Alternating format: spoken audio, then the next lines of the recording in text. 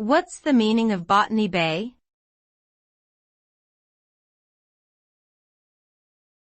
Botany Bay.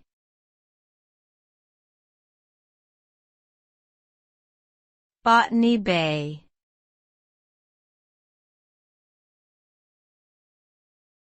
Botany Bay.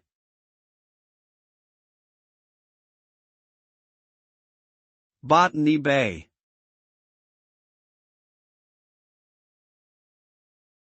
Botany Bay is a bay located in Sydney, Australia. It was named by the British explorer, Captain James Cook, during his first voyage to Australia in 1770. The name Botany Bay stems from the large number of unique plant species that were discovered in the area by Cook and his crew. Today, Botany Bay is a popular tourist destination that attracts visitors from all over the world who come to enjoy its scenic beauty, rich history, and cultural diversity. The bay is also home to a wide variety of marine life and is a popular spot for water sports like swimming, fishing, and boating.